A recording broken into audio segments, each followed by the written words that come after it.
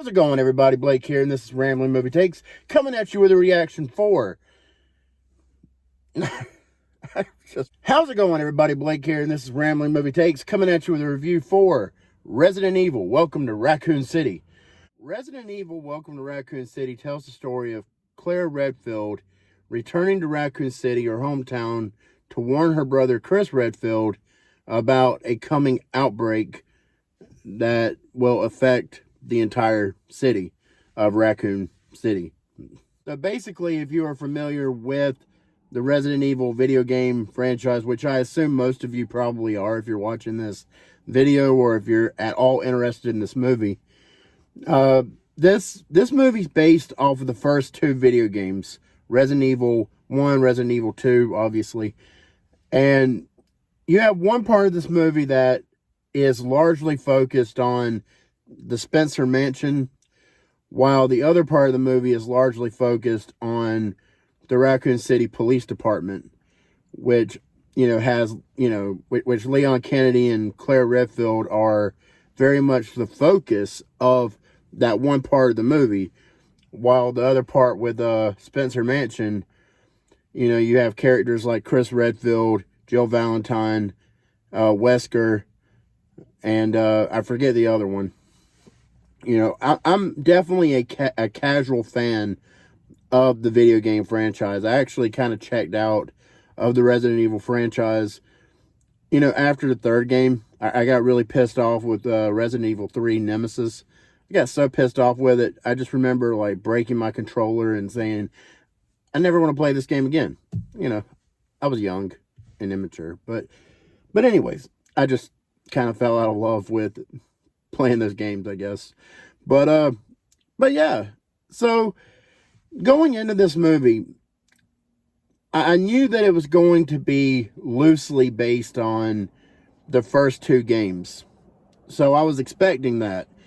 And with the runtime being an hour and 45 minutes, give or take, something like that, I didn't expect that it was going to be a very fleshed out movie, that it was going to have a whole lot of detail.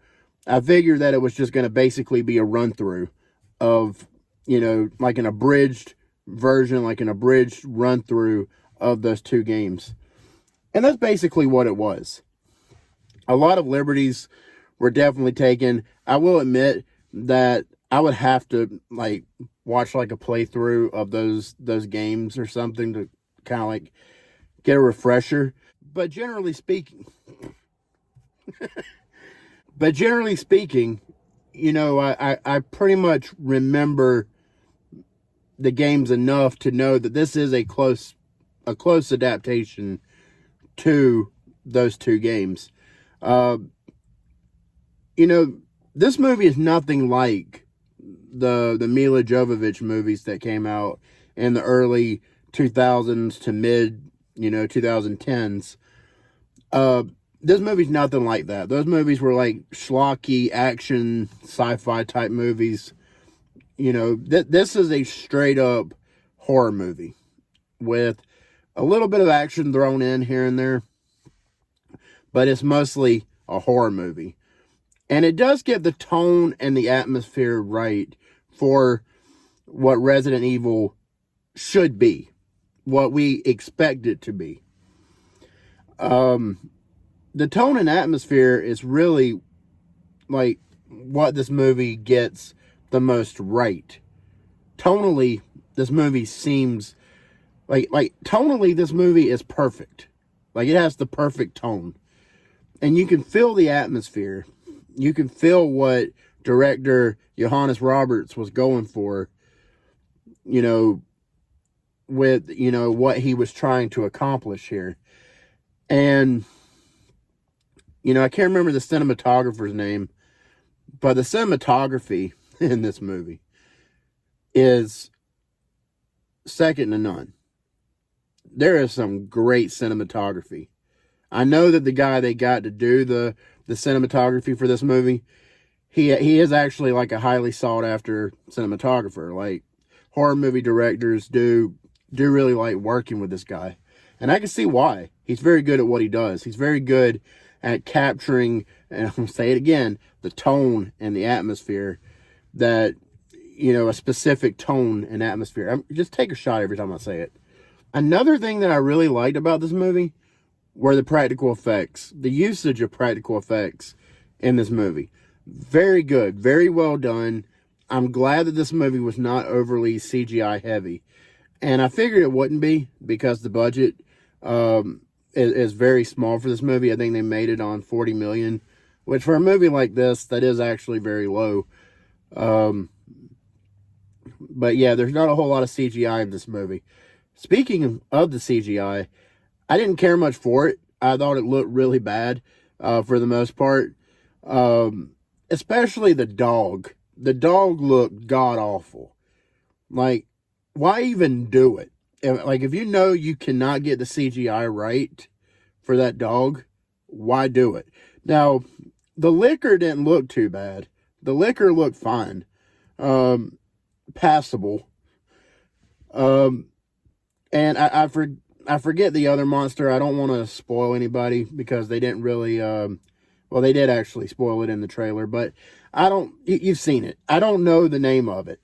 But I thought that looked a little wonky, but not offensively bad, I guess you could say. The dog is really the only CGI that I did not like for this movie. That was some really, really bad CGI. I thought the acting overall was decent. Some of the characters were better. Some of the character portrayals were better than others.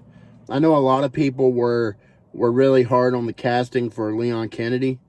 I thought the actor, I can't say his name, I thought he did an okay job. He's actually a really good actor.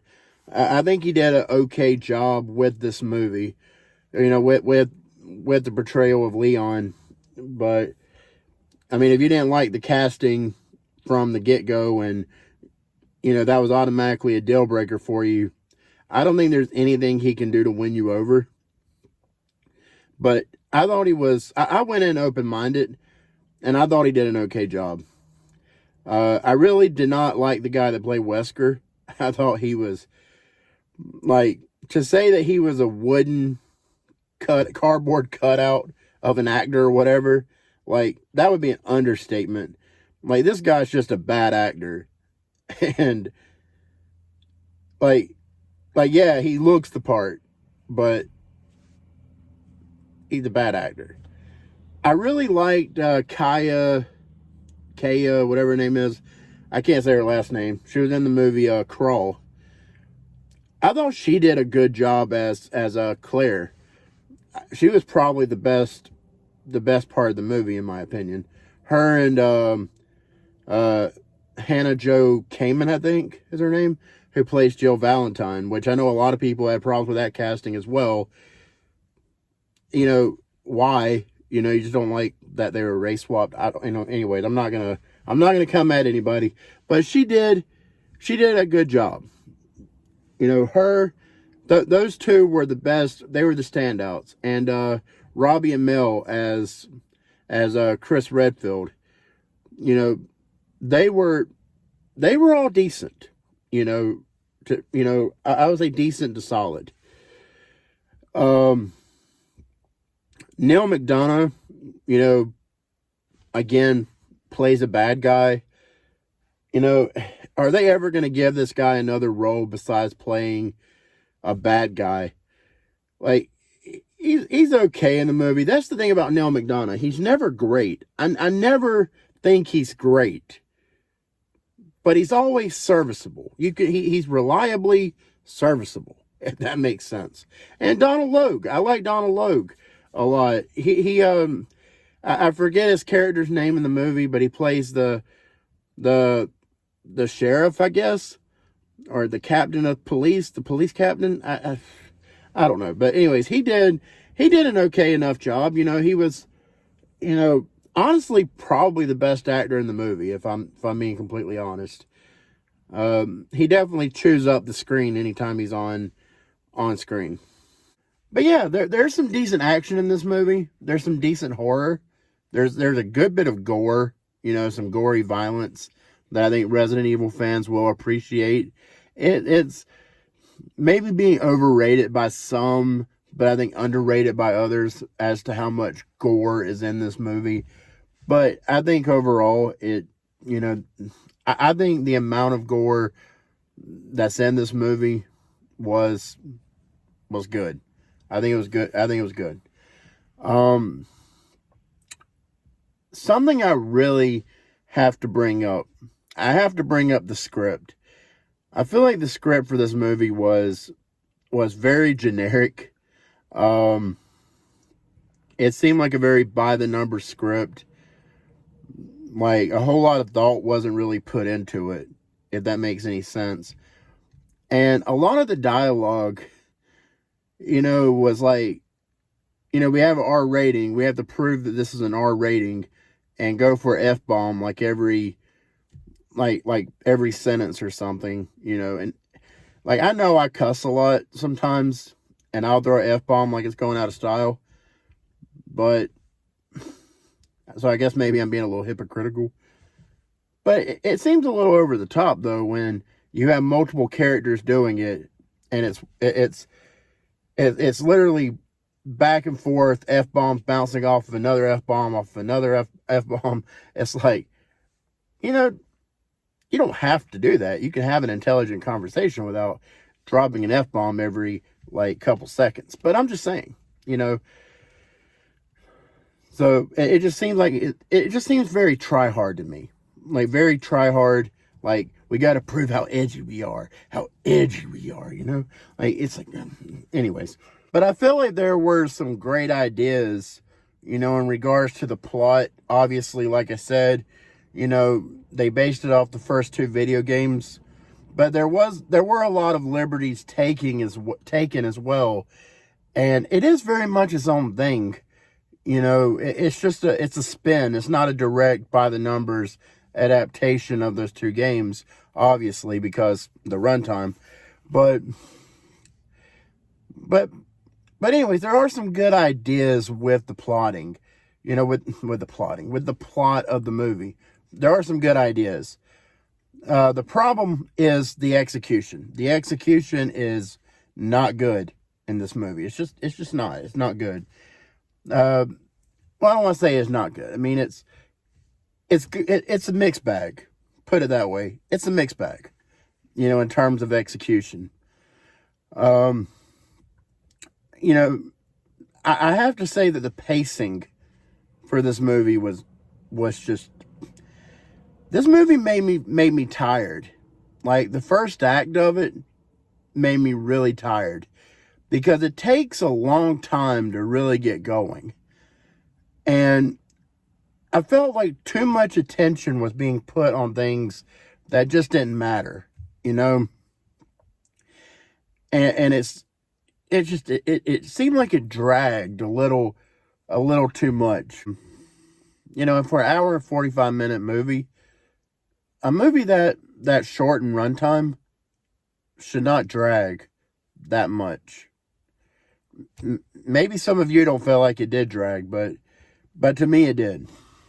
And the last thing that I will touch on is the score and soundtrack. I thought the score and soundtrack for this movie was really good. I thought this movie had a really good score and soundtrack.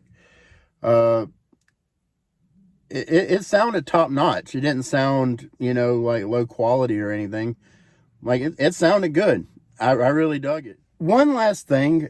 I don't think that this movie is going to work for everybody. I think that a lot of hardcore Resident Evil fans are going to take a lot of issue with this movie, even though this movie was really made for them. But I think this movie probably missed the mark. I think it obviously missed the mark for a lot of people, for a lot of hardcore gamers that are going to just feel like this movie, just missed the mark. I mean, that's all I can really say. But yeah, for me, as someone who is a casual gamer, I don't even consider myself a gamer anymore. Every now and then, but as someone who casually played the first 3 Resident Evil games, you know, I have an affinity for the first 2 Resident Evil games, a lot of nostalgia for them. I felt like this movie, worked. It worked overall. But I could see a lot of hardcore gamers taking issue with it for sure. But yeah, guys, I mean, that's my review. I mean, as far as my rating goes, I'm going to give it a 6 out of 10. I'm going to be nice to it. I feel like I'm being a little generous with it, but the reality is I did have a little bit of fun with this movie, and it was about as good as I expected it to be. I expected it to be about a 5, 6 out of 10, something like that. And, I was hoping it would be better, but it lived up to my expectations. So yeah. Let me know in the comment section, what did you guys think? Did you like this movie? And if you like this video, do like, share, and subscribe. I would greatly appreciate it. And until next time, I'm Blake, and this has been Ramblin' Movie Takes. Y'all have a good one.